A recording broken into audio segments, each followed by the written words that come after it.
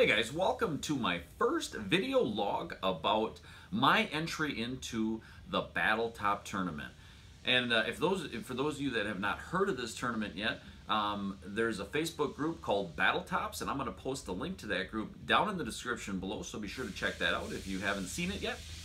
Basically what this is not a long spin contest. This is two tops, one ring, running into each other, beating the crap out of each other until there's only one top left standing, and then that top will move on to the next match.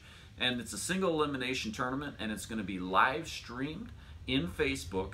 We might live stream it on YouTube as well for those of you that are not on Facebook, but it's looking like it's going to happen about the second week of July now. So we were hoping end of June, but it's looking like the second week of July.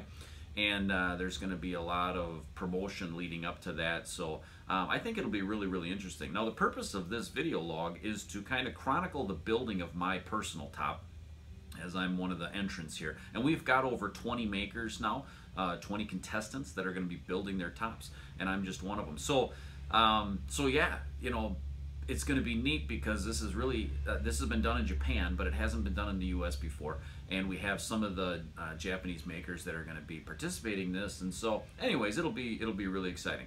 So let's get right into my thought process and the building of my top. Now, I've already named it Zeus because it's just gonna bring complete carnage and destruction to every other top that this thing faces. And Zeus is pretty much the most powerful name that I could think of, and so that's why we named it that.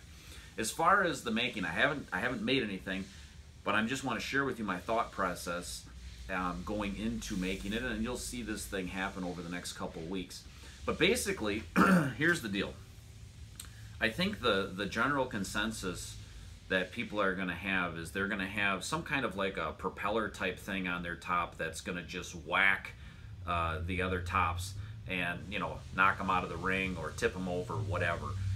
So knowing that, what I'm going to do, I'm going to make a top like the Nexus. Now this top is just short of 50 grams, so you can see it's tungsten with an aluminum core, and so you know it's not a huge thing, so these things aren't going to be gigantic. But what I'm going to do, instead of doing a round aluminum core, this is 7068 aluminum, it's a real high strength aluminum. Instead of making the core round, I'm going to make it faceted, like an octagon, but I'm going to tip those facets on an angle, and I'll explain why here in a little bit. But instead of having a tungsten ring on here, what I'm going to do is I'm going to put a ball bearing like this one here. Okay, that ball bearing is going to be mounted on, there's going to be one of those on each of the facets. So here I have one that's more about the size of the ones I'll be using. And basically they're going to be mounted on each facet, but they're going to be canted on an angle, and that way when the top tips, it won't just be hitting on the, you know, on the very corner of the bearing. It's going to hit more on the flat of the bearing. And so the purpose of that, there's no doubt that Zeus is going to get hit. And what I don't want, if this doesn't rotate, there's going to be a lot of drag there when it catches.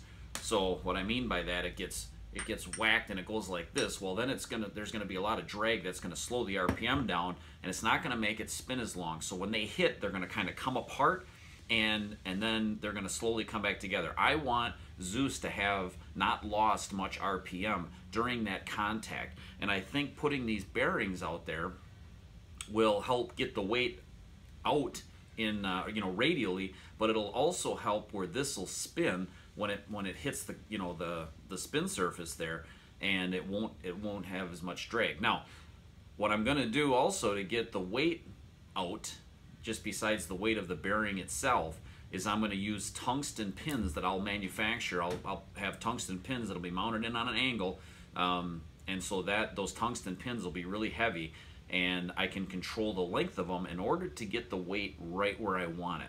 So that's kind of my thought process, and then of course I'll have the aluminum stem that'll come up, and then once I get that part of it made, I might fashion you know, some kind of a, you know, a whacker, something that spins around and just beats the crap out of the other guys.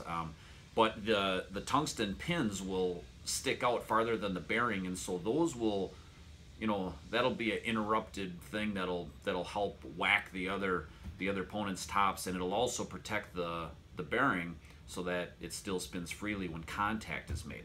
So that's all I got for now. Like I say, stay tuned. You'll get to see this thing being made, and I'm sure there'll be an evolution to this as it gets created, but it's all going to happen pretty quick.